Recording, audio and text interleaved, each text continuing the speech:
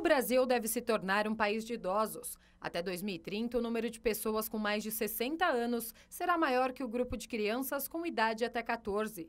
Segundo estimativas do IBGE, nos próximos 20 anos, a população da terceira idade vai triplicar, passando dos quase 30 milhões para cerca de 88 milhões. A expectativa de vida dos brasileiros deve aumentar de 75 anos para 81. A qualidade de vida dos idosos está aumentando. Mas 70% das doenças costumam surgir nesta época da vida, como mal de Parkinson, Alzheimer e doenças que impõem dificuldades para realizar atividades comuns do dia a dia. A família deve ficar atenta para saber distinguir o que faz parte do envelhecimento e o que pode ser sinal de uma doença. Você tem que perceber quais são as dificuldades do idoso no seu dia a dia. Se ele não está mais fazendo a sua atividade diária, isso é um sinal que já é uma doença e não faz parte do envelhecimento. Porque esquecer, todo mundo esquece as coisas.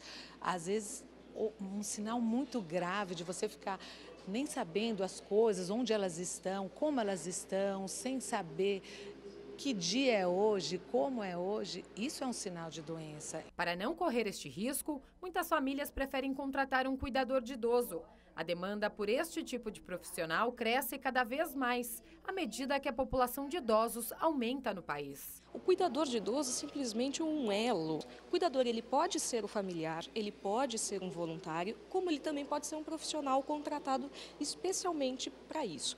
É nessa hora que talvez algumas confusões aconteçam, porque a necessidade de cuidados intensivos, 24 horas, implica uma contratação e não só uma única contratação. O grande problema com a PEC das domésticas é que esses direitos garantidos, que foram muito importantes, eles, ao se aplicarem ao cuidador, eles ignoram um pouco algumas particularidades do trabalho do cuidador. E é esse o papel da nossa associação, da CIRMESP, é garantir a regulamentação desta profissão, porque ela tem características muito próprias. Um curso de formação de cuidadores foi realizado na Câmara, com aulas sobre o envelhecimento e as consequências para a saúde, as doenças mais frequentes, segurança no ambiente familiar e primeiros socorros.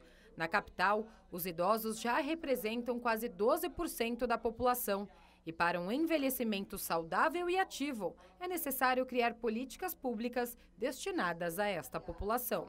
Nós temos leis, por exemplo, a lei de cuidadores de idosos foi aprovada, foi sancionada agora pelo prefeito, a lei do projeto de envelhecimento ativo na cidade de São Paulo, os bairros amigos dos idosos, as academias ao ar livre. Nós estamos fazendo a nossa parte, cobrando o poder público, não é? Se cada um fizer a sua parte, São Paulo vai se preparar para receber essa massa de pessoas idosas com mais de 60 anos que estão vindo cada vez mais.